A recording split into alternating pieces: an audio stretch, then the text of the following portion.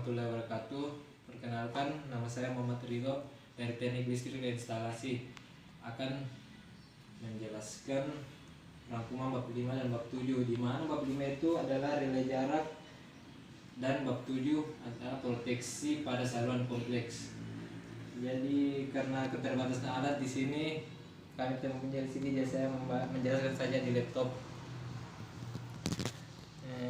Pertama, relay jarak.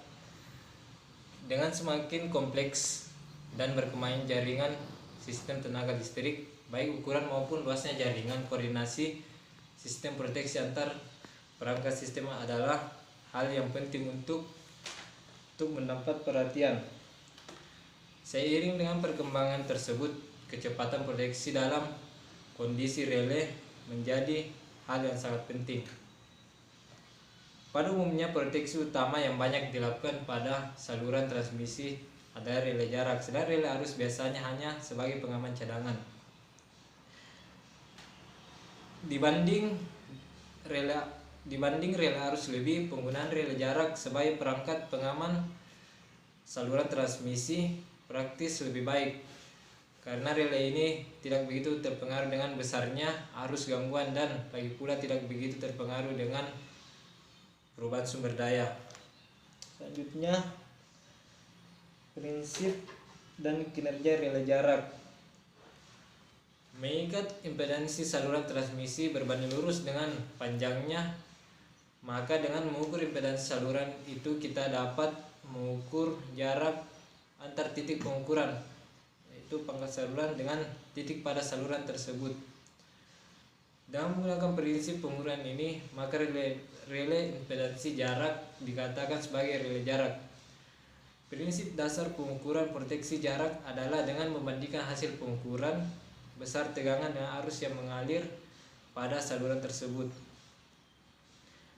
Kinerja relay jarak dapat diukur dari tingkat akurasi, capaian dan waktu kinerja relay.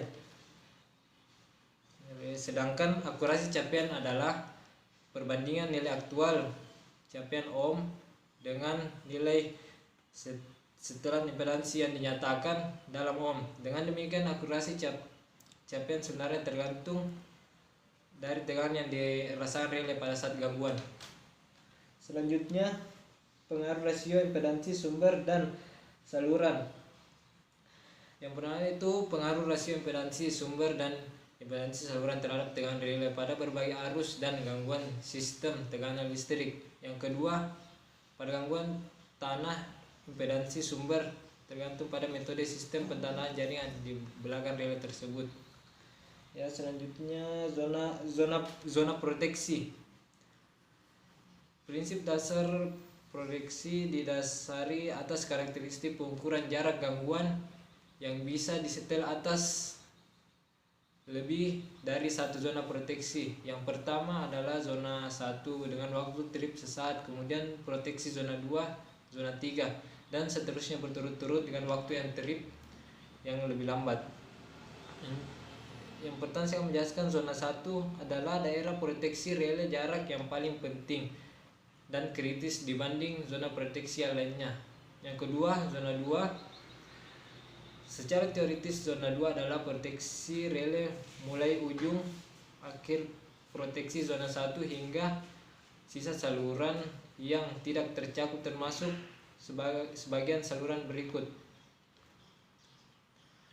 Yang ketiga, zona 3 dengan waktu tripping zona 3 yang lebih lambat. Elemen proteksi zona 3 dapat disetel sebagai proteksi cadangan terhadap kemungkinan kegagalan elemen proteksi zona 1 dan zona 2. Yang keempat itu zona lainnya. Zona lainnya relay digital modern atau numerik dapat mempunyai zona impedansi tambahan yang dapat digunakan untuk menyediakan proteksi tambahan. Selanjutnya jenis relay jarak. Jenis relay jarak.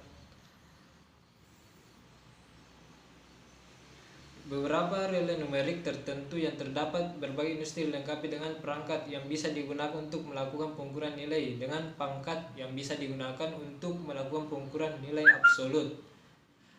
impedansi gangguan dan kemudian menentukan apakah perlu operasi sesuai daerah atau batas boundary impedansi yang ditentukan dari diagram R atau X. Selanjutnya bisa teman-teman baca sendiri karena terpanjang. Adapun jenis-jenis relay jarak, yang pertama itu relay impedansi. Elemen arus membagikan torsi positif yang akan menggerakkan relay, sedangkan elemen tegangan membagikan torsi negatif yang cenderung untuk menahan relay impedansi tidak bekerja. Torsi positif akan menggerakkan relay, sedangkan elemen tegangan bagian torsi negatif yang cenderung untuk menahan relay impedansi yang tidak bekerja, seperti pada gambar yang di samping ini teman-teman. Dengan kata lain, relay impedansi adalah relay arus lebih dengan tegangan restrain dengan mengikutkan pengaruh gaya persamaan torsi. Relay impedansi ini bekerja pada batas harga konstan atau setiap harga perbandingan V/1. Karakteristik kerja relay dapat digambarkan dengan tegangan sebagai fungsi arus seperti pada gambar yang di samping, di mana pengaruh X per gas diperlihatkan sebagai arus bengkok yang mendekati harga arus yang kecil.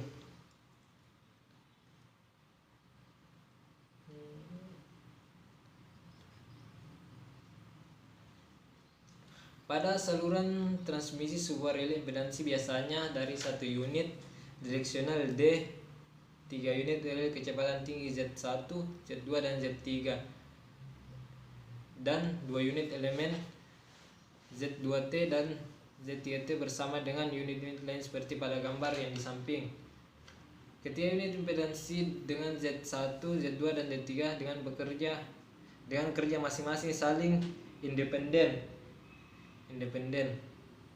dengan masing-masing sebenarnya terdiri dari lingkaran-lingkaran dengan radius yang beda namun tidak ditunjukkan pada gambar. Selanjutnya itu relay reaktansi. Relay reaktansi adalah relay arus yang dilengkapi dengan elemen restrain relay direksional. Elemen direksional diatur untuk membangun torsi negatif pada waktu arus tertinggal terhadap tegangan sebesar 90 derajat. Yang menarik dari karakteristik relay ini adalah bahwa komponen tahanan tidak mempengaruhi kinerja relay dan tidak ditentukan oleh komponen reaktansi saluran. Seperti pada gambar di samping. Selanjutnya relay jarak MHO. Relay jarak MHO sebenarnya adalah relay admitansi yang dilengkapi dengan elemen direksional dan elemen voltage restraining. Diagram lingkaran yang melalui titik pusat koordinat seperti terlihat pada gambar adalah karakteristik impedansi MHO suatu relay jarak yang banyak digunakan dalam proteksi sistem tegangan listrik. Relay MHO adalah relay direksional yang umumnya bekerja terhadap arus gangguan yang lagging kira-kira 60 derajat sampai 85 derajat, dan dalam praktiknya diusahakan agar tidak peka terhadap beban lagging 30 derajat. Selanjutnya relay MHO polarisasi. Relay MHO polarisasi sendiri atau self polarized mampu melakukan diskriminasi terhadap akurasi capaian maupun akurasi arah dalam satu kesatuan relay yang dapat dilengkapi dengan sinyal polarizing tambahan. Relay ini tidak sama dengan relay direksional lainnya, di mana elemen arah dan elemen kendali dibuat terpisah yang bisa menimbulkan kesalahan koordinasi. Karakteristik elemen impedansi MHO pada diagram R atau X adalah suatu lingkaran yang melintas pusat koordinat seperti pada gambar di bawah ini. Selanjutnya relay jarak offset MHO.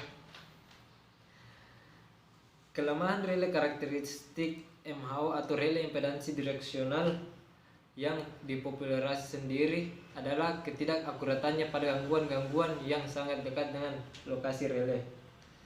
Relay jarak offset MHO diperoleh dengan membias relay MHO dengan impedansi tambahan, sehingga karakteristik relay MHO akan tergeser dan melebar hingga dapat mencakup titik pusat koordinat dengan menggunakan arus bias tertentu. Karakteristik MHO tergeser dan dibiarkan melebar hingga mencakup sumbu asal dari mana elemen pengukur dapat bekerja dengan gangguan yang sangat dekat, baik dalam arah maju 0+ maupun mundur minus. Selanjutnya, relay MHO polarisasi silang penuh. Salah satu solusi praktis untuk mengatasi masalah tahanan busur api dan tahanan gangguan yang tinggi adalah dengan menggunakan relay MHO dengan polarisasi silang secara penuh atau full cross polarization, yaitu dengan menggunakan tegangan fasa yang sehat sehingga lingkaran MHO membesar untuk memperlebar cakupan tahanan seperti pada gambar di samping ini. Gambar ini berlaku untuk semua jenis gangguan yang tidak seimbang. Karakteristik relay MHO yang polarisasi silang penuh dapat memperoleh dengan menggunakan rangkaian pembanding tegangan 3 fasa. Selanjutnya yaitu karakteristik polarisasi silang parsial relay MHO. Kerugian skema jarak dengan polarisasi silang penuh yang sama, pembanding independen terhubung secara permanen dengan masing-masing fasa ke tanah dan sirkuit gangguan 3 fasa adalah kemungkinan terjadi kesalahan operasi pada fasa-fasa yang sehat yang tidak dikehendaki, khususnya pada waktu tripping gangguan satu fasa ke tanah. Untuk mengatasi kekurangan tersebut adalah dengan menggunakan relay jarak yang di switch, yang mana perangkat sebanding tunggal dihubungkan oleh unit penghasut atau starter pada sirkuit gangguan yang sebenarnya sebelum pengukuran gangguan dimulai. Selanjutnya, relay jarak kuadrilateral. Karakteristik kuadrilateral ini suatu relay jarak dibentuk dengan 4 elemen pengukur, yaitu satu elemen pengukur reaktansi yang dicirikan sebuah garis lurus paralel sumbu absis, lalu 2 elemen pengukur tahanan yaitu satu garis sebelah kiri dan satu garis lurus sebelah kanan. Dan keempat adalah direksional, yaitu garis lurus bawah. Selanjutnya, blocking ayunan daya. Ayunan daya adalah perubahan aliran saat terjadi ketika tegangan generator pada berbagai lokasi atau sistem listrik bergeser dan berbeda satu sama lain, yang bisa mengakibatkan terjadi perubahan arah yang besar aliran beban. Konstruksi relay jarak. Faktor-faktor yang mempengaruhi konstruksi relay yaitu ada 6, teman-teman. Yaitu 1, kondisi gangguan di mana tegangan gangguan sangat kecil sehingga relay tidak dapat menentukan letak gangguan. 2, terdapat berbagai lingkar sirkuit impedansi gangguan atau loop voltimpedansi yang harus diukur. 3, adanya berbagai jenis gangguan. 4, bervariasinya besar tahanan gangguan. 6, kesimetrian impedansi saluran di mana impedansi kawat bisa berbeda-beda. Yang keenam itu konfigurasi saluran transmisi yang sudah terlalu jelasin juga. Selanjutnya jenis-jenis penghasut relay jarak. suatu relay jarak statis maupun numerik dalam praktiknya dibuat dengan menggunakan hanya satu perangkat ukur yang dapat di switch secara otomatis atau mengukur impedansi setiap fase yang mengalami gangguan. Relay jarak jenis ini disebut switch distance relay. Di samping faktor ekonomis, alasan penggunaan relay jenis ini adalah untuk mengurangi dimensi relay sehingga menjadi lebih ramping dan praktis. Relay numerik yang digunakan pada sistem tegangan tinggi 150 kV biasanya adalah jenis switch distance relay yang mempunyai hanya satu elemen pengukuran yang dilengkapi dengan unit penghasut starter yang berfungsi melakukan pendeteksian fase gangguan sekaligus mengaktifkan perangkat-perangkat pewaktu zona 1, zona 2, dan zona 3 seperti yang saya jelaskan tadi. Selanjutnya persoalan aplikasi relay jarak. Sejauh ini aplikasi sistem pengukuran relay jarak masih mempunyai keterbatasan dan ternyata juga dipengaruhi berbagai parameter yang dalam praktiknya tidak selalu mudah diformulasikan. Meskipun sebenarnya rancangan relay jarak numerik mutakhir sudah sangat berkembang dan difasilitasi dengan teknologi perangkat keras maupun perangkat lunak, yaitu 1. Impedansi gangguan fase, 2. Kehilangan sinyal trafo tegangan, 3. Blocking ayunan daya, 4. Capaian lebih, 5. Impedansi gangguan tanah, 6. Gangguan minimum pada terminal relay, 7. Panjang saluran, 8. Capaian rendah. Selanjutnya itu fitur-fitur lain. Meskipun semakin banyak fitur tambahan yang dapat dikembangkan menggunakan relay numerik, namun pemilihan sistem proteksi yang tepat harus dilakukan dengan hati-hati. Adapun fasilitas tambahan yang terjadi pada relay numerik yaitu ada 9, yaitu 1. Penentuan lokasi gangguan, 2. Relay arus lebih sesaat, 3. Proteksi pencabangan saluran, 4. Tersedia grup-grup setelan, 5. Supervisi dan pemantauan kondisi PMT, 6. Supervisi rangkaian trafo arus, 7. Cek sinkronisasi, 8. Event recording, 9. Deteksi tegangan kurang dan tegangan lebih. Yang kurang jelas ini mohon maaf teman-teman. Selanjutnya saya akan menjelaskan bab 7, yaitu proteksi pada saluran kompleks. Dalam praktiknya, konfigurasi saluran transmisi yang banyak ditemukan adalah saluran-saluran paralel, baik yang berjalan pada menara listrik yang sama atau saluran lain yang berjalan paralel pada menara yang berbeda. Di samping itu, dalam rangka perbaikan tegangan dan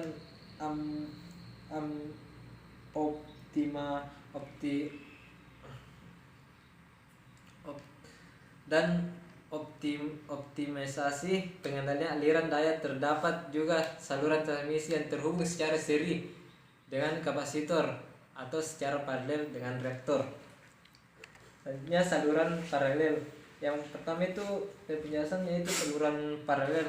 Bila 2 atau lebih saluran transmisi dijalankan pada satu menara pendukung yang sama atau beberapa saluran pada tiang pendukung yang berbeda namun saling berdekatan, baik sebagian maupun sepanjang segmen saluran, maka di antara saluran-saluran tersebut akan ada kopling bersama. 1. Sistem unit proteksi. Pengaruh kopling bersama saluran paralel pada sistem proteksi yang hanya berdasarkan arus. Sebagaimana pada sistem unit proteksi diferensial, secara praktis dapat diabaikan sehingga setelan relay dapat dilakukan secara bebas tanpa memerlukan kompensasi secara khusus. Namun pada unit proteksi diferensial yang dilengkapi dengan fitur-fitur elemen jarak di mana prinsip kerja relay tidak semata-mata ditentukan hanya oleh besar arus gangguan, tetapi juga ditentukan oleh gangguan antar arus bersama-sama dengan tegangan, sebagaimana pada relay jarak biasa,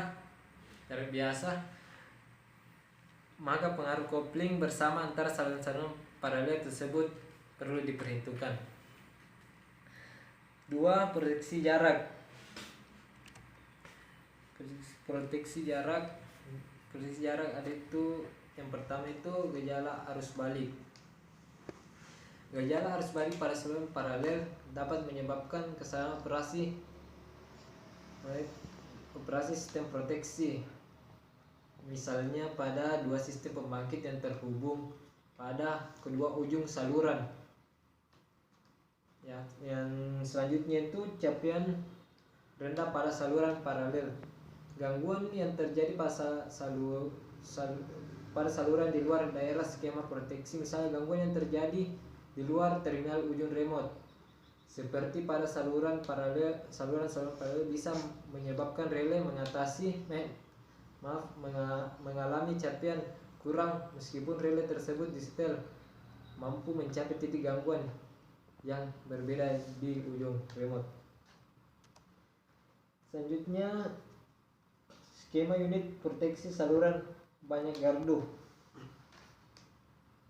Saluran banyak gardu adalah saluran transmisi yang mempunyai 3 atau lebih terminal, di mana masing-masing terminal bisa terhubung dengan beban, pembangkit atau kombinasi beban dan pembangkit. Oleh karena itu, skema proteksi yang digunakan pada sistem saluran terminal adalah skema unit proteksi diferensial dan yang dikombinasikan dengan relay jarak. Untuk mendapatkan sistem proteksi terintegrasi dan efektif mengamankan saluran secara tepat, maka masing-masing skema relay proteksi perlu dilengkapi dengan berbagai jenis kanal signaling seperti kabel optik, power, link carrier ataupun kabel pilot. Yang berikut ini beberapa masalah spesifik yang mungkin ditemukan pada sistem proteksi saluran-saluran banyak terminal seperti berikut. Ada 4 teman-teman. Yang pertama itu skema kabel pilot. 2. Skema tegangan balance translate. 3. Skema perbandingan fase dengan power line carrier. 4. Skema diferensial dengan serat optik. Selanjutnya, relay jarak pada saluran banyak gardu. Saluran banyak gardu adalah saluran transmisi yang terhubung dengan lebih dari 2 gardu, seperti saluran transmisi yang di tengah-tengahnya dipasang cabang T. Sebenarnya masalah yang sering dijumpai pada penerapan relay jarak pada proteksi saluran bercabang T pada prinsipnya adalah sama dengan kendala yang dijumpai pada saluran lurus lainnya. Berikut adalah beberapa keadaan yang perlu diperhatikan dalam aplikasi relay proteksi, khususnya pada saluran terminal seperti yang berikut ini. Ada 3 teman-teman. Yang pertama itu impedansi rel dilihat relay jarak. 2. Pengaruh beban sebelum gangguan. 3. Pengaruh arus gangguan yang mengalir keluar dari satu gardu. Selanjutnya, skema proteksi jarak saluran banyak gardu. Penjelasan itu skema proteksi jarak seperti yang dijelaskan sebelumnya itu pada jaringan lurus tanpa percabangan plain feeder. Boleh juga digunakan untuk proteksi jaringan T, namun demikian penerapannya lebih terbatas dalam beberapa faktor, tergantung dari kondisi konfigurasi saluran. Penerapan skema blocking pada jaringan T berbeda dengan skema transfer trip seperti yang disebutkan. Ada 5. Yang pertama itu skema transfer trip capaian rendah. Yang kedua skema transfer trip capaian lebih. Yang ketiga skema blocking. Yang keempat pertimbangan kanal signaling. Yang kelima, skema blocking perbandingan arah. Kita percepat saja yang selanjutnya dengan saluran dengan kompensasi seri.